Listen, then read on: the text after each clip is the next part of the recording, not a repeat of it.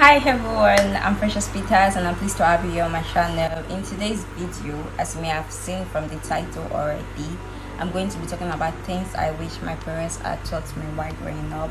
So let's just get into it. Okay, the one thing I wish my parents had taught me while growing up was that it was okay to fail. I mean, failure is not always a bad thing. Failure actually prepares you for success. But you know, my parents made it to seem as if it was a crime that I needed to save time for.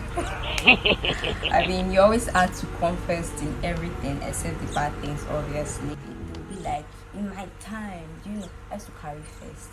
The person that's carry first, does he have two heads?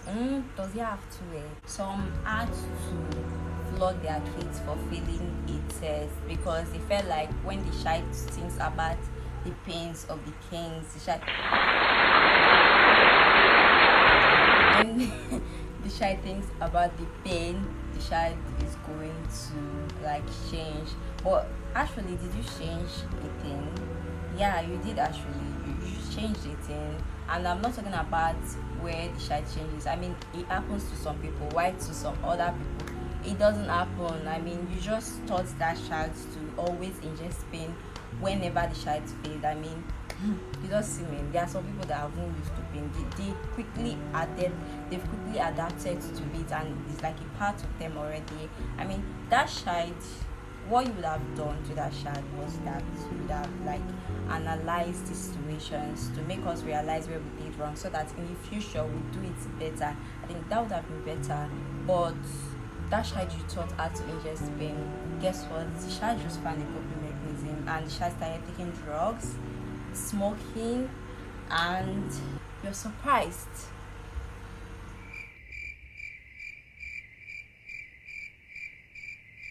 Another thing I wish my parents had taught me while growing up was that everybody is built different. I mean, everyone is different. Everyone has the time to shine, just as our fingers are not equal, so our lives and everything that has to do with it. I wish I had realized this earlier instead of so that I won't have been too hard on myself. Just because favor is doing so well at a young age does not mean that me, I'm up to no good, I'm not trying, or all my efforts are just in vain. I mean, everyone has their time to shine, like I said earlier. You'll be surprised at how comparison leads to depression, but you won't get that because mental health is another joke to you all entirely. I mean, you won't like it if I compare you to Dangote, Bill Gates, or to.The even, or Adeleke. So why compare me, you innocent thing? Okay, now we just need you to support in our crafts. We just need your support. We just need you to encourage us and just to believe in our craft. And another thing is to believe that not everything revolves around good grades, or good grades don't define you. And which leads me to the next point: good grades don't define you. Everything does not revolve around good grades. Because someone is not doing so well in class does not make them less intelligent. I mean, some people don't do well within the 4 walls, but they are one of the brightest minds you'll come across. There are lots of talented people in Nigeria, a lot of talented people, but low encouragement, no people to encourage them. I mean, when you tell people your goals or what you plan on doing, they just tell you to face reality. Are you playing? What type of playing is this? Because you don't see it happening in Nigeria. But this especially goes to our parents because they are more like the backbone. Once a parent supports a child, you see that child so confident in what that child is doing. I mean, just think about what would have happened if you had believed in that child's craft. The money you spent in the education of that child through graduation, NYSC, a lot of things. I'm talking accommodation, feeding, school fees, clothing, and a whole lot of things. What would have happened if you had actually invested in what that child wanted? I am really happy we are gradually getting out of the shackles of formal education, because a lot of people are doing so good out there now. They're good photographers out there, video directors, artists, name it. There are a lot of things that people do. Mind you, formal education is not really a bad thing, but in a country like Nigeria, whereby the employment rate is always going down and the government seems to care less about students as the day goes by, so it's better to find something you're doing that you love. Because a lot of people get out of school and go into the workforce and end up doing a job they don't really like.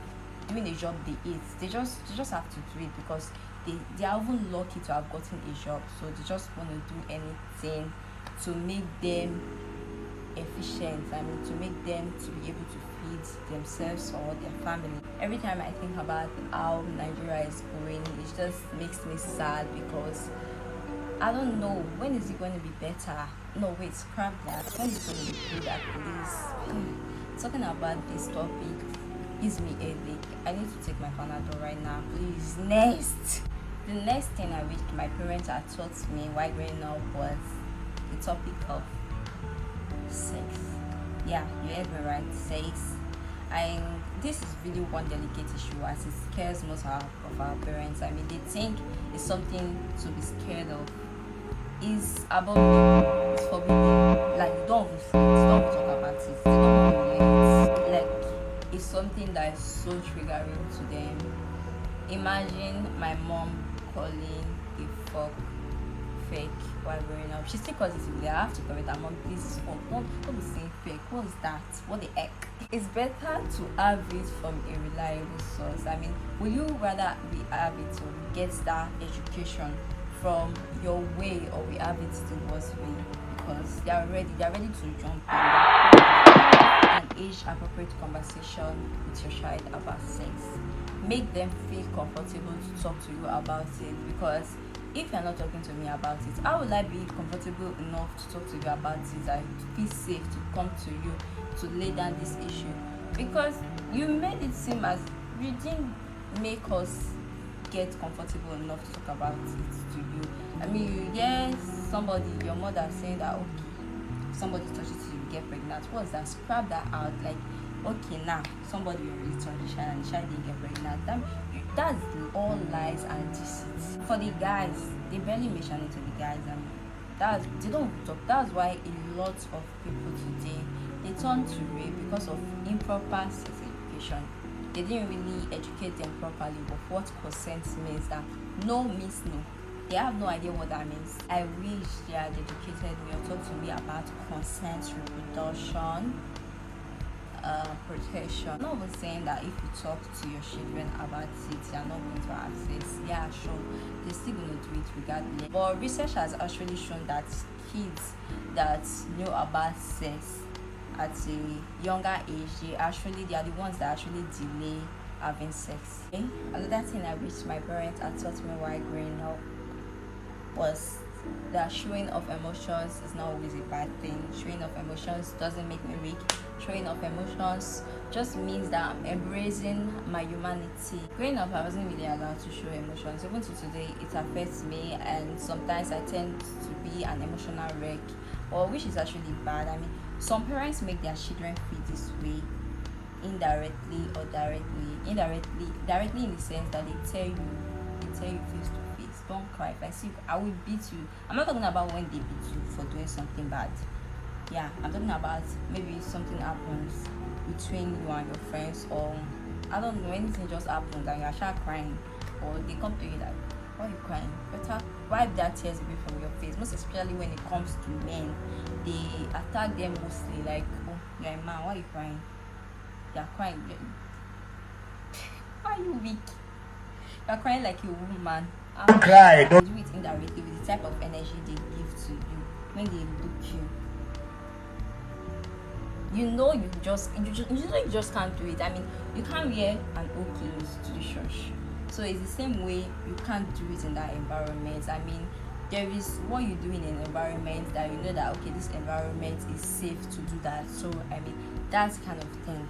I mean, they don't say I love you. There was a tweet I saw. I think I'm going to put it there. I mean, it's something that has to do with, can you love somebody and not tell them? And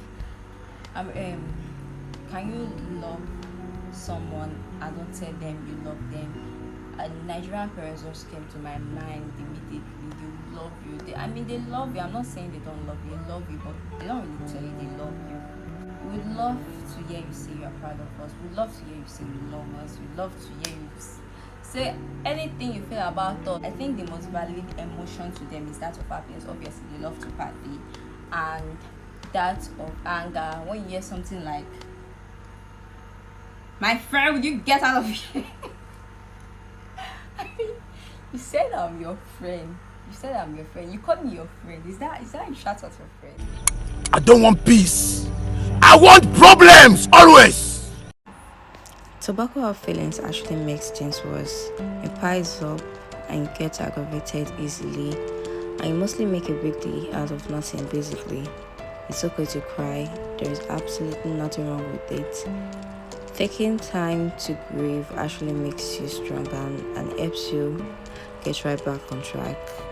You see yourself feeling good because you actually took that time. The last thing on my list I wish my parents had taught me while growing up was